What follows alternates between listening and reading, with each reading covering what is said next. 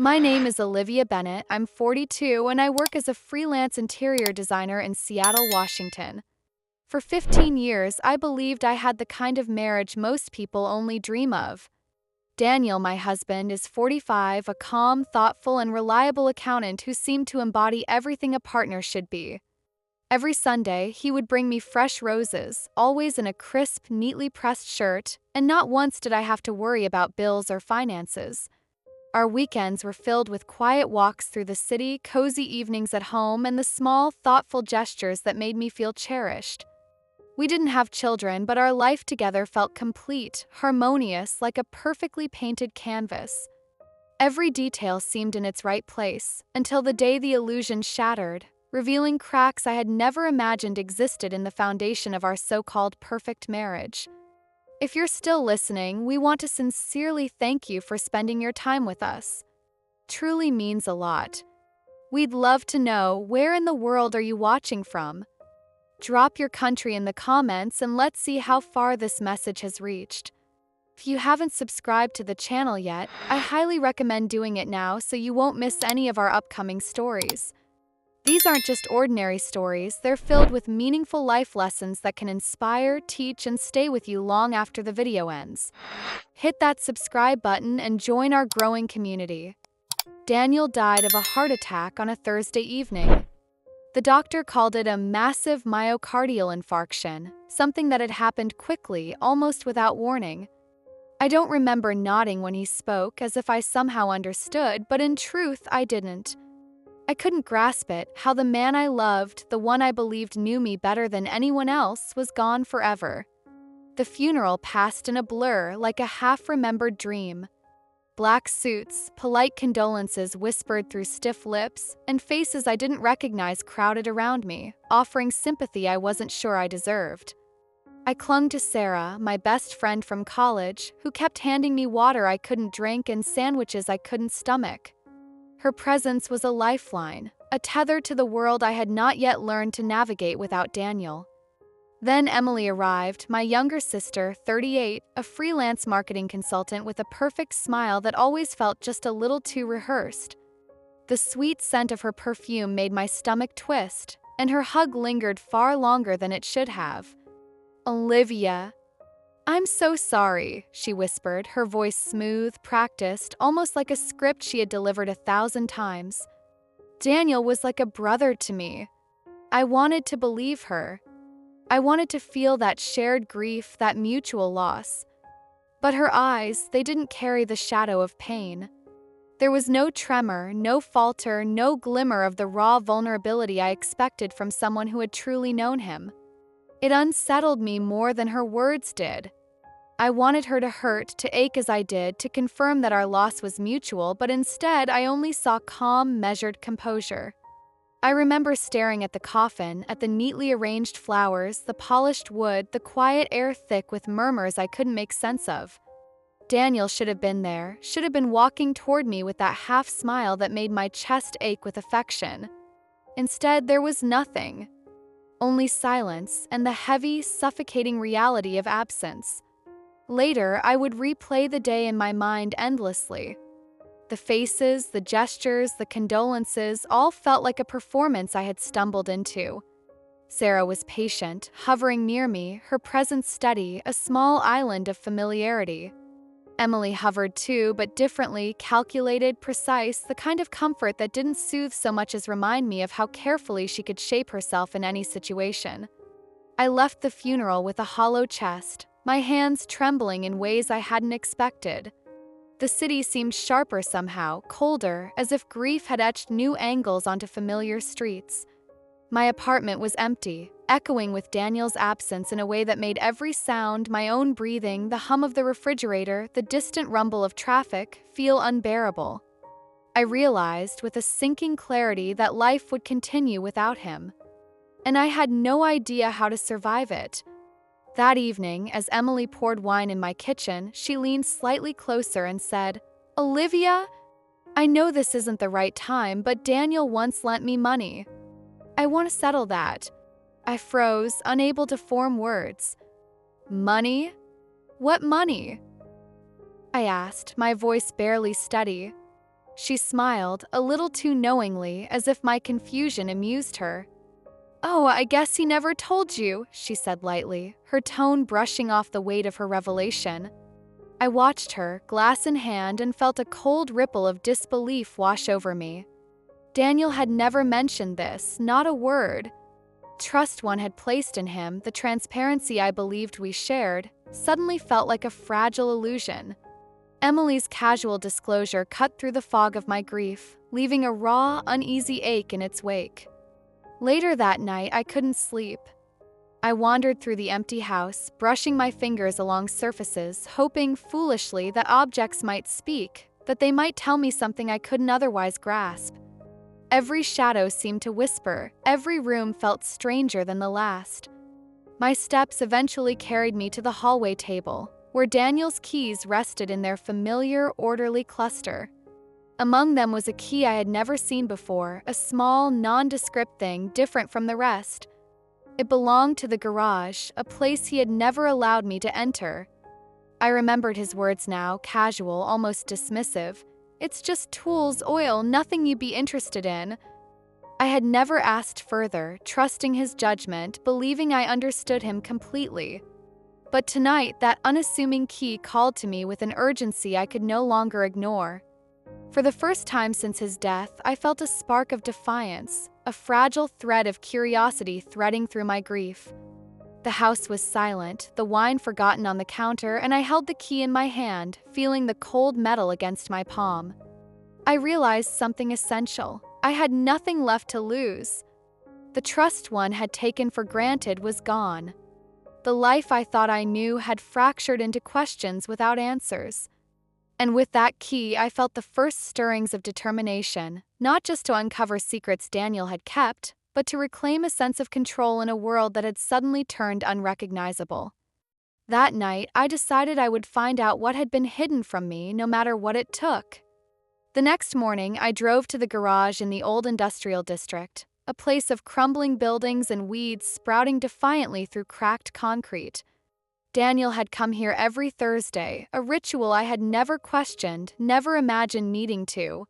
The heavy metal door groaned as I turned the key, the lock clicking in a way that sounded far louder than it should. My heart pounded as I pushed the door open. The light switch creaked, and the bulb flickered to life, illuminating a scene that stole my breath. This was not just a garage. It was a hidden room, a private sanctuary, a shrine to a life I had never known existed. The walls were covered in photographs, newspaper clippings, handwritten charts, and travel maps, meticulously arranged. Every surface seemed deliberate, a careful documentation of someone else's story. My eyes fell first on the photographs. Daniel was not the man in his crisp suits or neatly pressed shirts I knew at home. Here, he wore jeans, a simple t-shirt, his hair messy, carefree, laughing freely beside a younger woman with dark hair and sharp, intelligent eyes. They were at beaches, ski resorts, small cafes, and restaurants, smiles wide, moments captured that seemed to belong to a life parallel to mine. Newspaper articles were pinned next to them, detailing local events, travel features, and occasional mentions of business deals I had never heard about. Handwritten notes and charts, meticulously labeled, detailed timelines, locations, and expenses. Maps with routes marked in red and blue threads connecting pins across continents made it look like an elaborate game or a carefully plotted adventure. I sank into the nearest chair, overwhelmed by a tide of emotions, shock, betrayal, and a twisted sense of fascination. Daniel, the man I thought I knew completely, had lived entire lives outside of my awareness. Each photograph and scrap of paper whispered secrets I was not prepared to hear, yet could not look away from. The air smelled faintly of oil and old wood, grounding me, reminding me this was real. I ran my fingers over the maps, tracing the paths he had taken, imagining him there with her, laughing, untethered by the routines of our carefully constructed life. Questions tumbled over each other in my mind. Who was she? Why had he kept this from me? And most importantly, what did it mean for the man I had loved, the life we had shared? The answers, I realized, were here somewhere, hidden in plain sight. One photograph was dated August 2024 while I had been at home cooking Daniel's favorite meal. On the back, in Daniel's unmistakable handwriting, were the words, "Elena and Noah, August 2024. My hands trembled as I read it, a chill crawling up my spine. The neat script carried a weight I had never imagined, a quiet testimony of a life concealed from me. In the center of the room stood a metal table piled high with documents, bank transfers, corporate files, and a medical report from Evergreen Cardiology Institute. My eyes froze on the last item. Daniel had been diagnosed with stage 3 heart disease, a high risk for sudden death. He had known he was dying, and he had never told me. Never once had he let me glimpse the shadow that hung over our lives. I sank into a chair, feeling a mixture of rage, sorrow, and disbelief.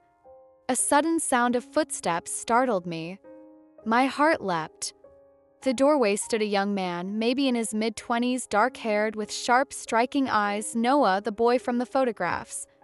"Olivia Bennett?" he asked hesitantly. "I'm Noah Carter." Daniel was my father. The world tilted beneath me. I could barely breathe. Noah explained that his mother, Elena, had passed away the previous year. Daniel had maintained 2 separate lives, 2 worlds that never intersected, keeping me in one and Noah in the other. The depth of his deception left me reeling. I felt betrayed, crushed, and yet strangely curious about the man I had thought I knew. Noah stepped closer, holding a folder with trembling hands. Inside was a draft of a will, unfinished, but detailed enough to hint at the scale of Daniel's affairs.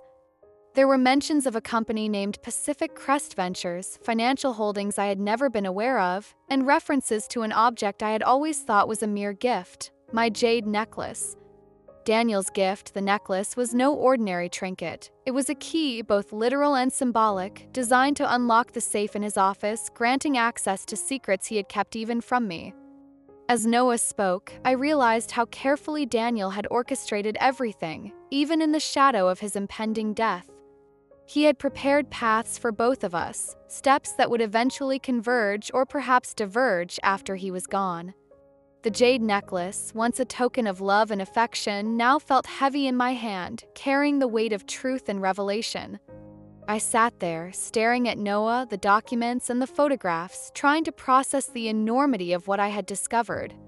Daniel had loved us both in very different ways and in ways I had never anticipated. His secrecy had protected me from certain realities, yet it had also robbed me of choice, of the opportunity to understand the man fully. Noah's presence was disarming, a bridge to the other life Daniel had kept hidden. As he handed me the will and the instructions for the necklace, I felt a strange combination of fear and determination. This wasn't just about grief anymore, it was about unraveling the truth, understanding Daniel in his entirety, and finding a way forward amid the fragments of his carefully divided life. I touched the jade pendant once more, its cool surface grounding me. The necklace was no longer a gift, it was a key to Daniel's secrets, a puzzle I was now determined to solve. And with Noah standing quietly at my side, I knew I would need courage, clarity, and patience to uncover the full story Daniel had hidden from me until now. I called Sarah that morning. Her voice, steady and warm, was exactly what I needed, a tether to reality as the weight of Daniel's secrets pressed down on me. Together, we drove to Daniel's office in downtown Seattle, a sleek, modern space that had always felt impersonal, even to me. The walls were bare, save for an abstract painting that added little warmth. There were no photographs of us, no personal mementos, only the faint scent of an unfamiliar, lingering perfume that seemed to mock my intrusion. I led Sarah past the polished desks and minimalist chairs to the wall behind the abstract painting. Hidden there, nearly invisible, was a safe. My hand shook as I unclasped the jade necklace, the cool stone heavy against my palm. Sliding the small engraved metal plate from the pendant, I input the combination. The safe door swung open with a soft, final click. Inside, the contents were more than I could have anticipated. documents detailing corporate accounts and transfers, an unmarked USB drive, a small wooden box containing a ring engraved with E forever, not meant for me but for Elena, and a bank safe deposit key. Each item was a piece of a life I had never known, a meticulous record of a parallel existence. My chest tightened as I realized just how carefully Daniel had compartmentalized his world. After processing the revelations, I knew I had to confront Emily. I arranged to meet her at her upscale apartment, the kind of space she always curated to project effortless elegance. As I stepped inside, the polished surfaces and curated decor felt almost suffocating. There, in a place she clearly considered her domain, I saw it. A photograph of her and Daniel, glasses of champagne in hand, laughing at a company party. The sight stabbed at me, a cruel reminder of his duplicity and her role in it. Emily looked up from her phone, her expression carefully neutral, almost practiced. "Olivia," she said smoothly, her voice light, as if we were having a casual conversation instead of discussing betrayal and loss. I could feel Sarah standing beside me, her presence protective, a silent shield against the simmering anger rising within me. I held up the photograph, letting it rest in my hand like evidence in a courtroom. "Care to explain this?" My voice was steady, but my eyes burned. Emily's practiced composure faltered ever so slightly, a micro-expression I noticed instantly. She smiled faintly, dismissively, but I wasn't fooled.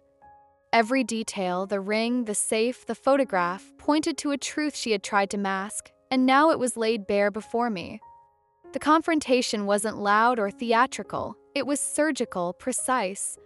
Every gesture, every word was a probe, a challenge. And in that tense, quiet moment, I understood the full magnitude of what Daniel had done. Not only had he led a double life, but he had also curated every secret with meticulous care, leaving me to navigate the aftermath, uncovering truth piece by piece. Sarah's hand on my shoulder reminded me that I wasn't alone, that I had allies even in this maze of lies. I left Emily's apartment with the weight of knowledge pressing on me, yet also a strange sense of purpose. Each item from the safe, each photograph, each key was no longer just evidence of betrayal, it was a map, a guide to understanding Daniel completely and perhaps finding closure and control in a life that had suddenly been turned upside down. Emily's confession came like a blow I never saw coming. We were sitting across from each other in her sleek, modern apartment, sunlight glinting off the glass surfaces around us, but the space felt suddenly oppressive, charged with tension. She didn't hesitate. "Olivia," she said, her voice smooth, unnervingly calm, "I'm carrying Daniel's child. And you need to understand, I've always been the one he could turn to. I'm his escape." The words hit me with such force that I had to hold onto the edge of the table. My mind reeled, struggling to process the tangled web she had laid before me. Every secret Daniel had kept, every hidden life, every whispered lie suddenly converged in that moment, raw and unavoidable. And then instinct took over. Before I could think, my hand shot out and I struck her across the face. The sharp smack echoed in the apartment, but instead of shock or fear, she just smiled, a slow, smug curl of lips that made my stomach twist. I felt a surge of rage, humiliation, grief, and bewilderment all at once. But beneath it all, a clear thought crystallized: the child. This innocent life, a part of Daniel that had nothing to do with betrayal or lies, deserved protection. "I will provide for your child," I said, my voice low, resolute. "Not for you, Emily. For the child. You have no say in my decision regarding their welfare. But I will ensure they are safe." Her smirk faltered just slightly, though she didn't speak. Later that night, in the quiet of my apartment, I connected the USB drive Daniel had left in the safe. The files were numerous, meticulously organized. Then I found it, a video clearly recorded in secret. Daniel's face appeared on the screen, tense and shadowed, the weight of worry etched into his features. His voice was measured but trembling with restrained anger. He spoke of suspicions he had held about Emily, suspicions that she had orchestrated Elena's death. The accident, he explained, had never convinced him. There had been inconsistencies, small details that didn't add up. In the video, he detailed how he had transferred funds, stored documents, and collected evidence, not for himself but to protect me and Noah, to safeguard us from the consequences of her potential actions. My hands shook as I watched, realizing the full depth of Daniel's foresight.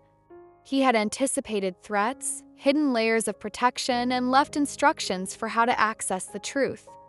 I felt a mixture of awe and grief, anger and profound sadness. He had loved us in ways I had never fully understood, keeping the world at bay even as he faced his own mortality. The following days were a blur of action and confrontation. I arranged meetings with Daniel's business partners, Gordon Hayes and Victor Steele, men whose cold eyes and clipped tones immediately signaled the threat they posed. They wanted the documents, the evidence, and the USB drive, threats veiled in polite business language, thinly disguised attempts to intimidate me into compliance. I realized quickly that this was no longer about Daniel's secrets alone. The stakes had expanded, encompassing corporate power, money, and legal danger. I enlisted the help of Noah and Sarah, our alliance forged not merely by grief but by necessity. Noah's calm determination, paired with Sarah's unwavering support, gave me the strength I hadn't known I possessed.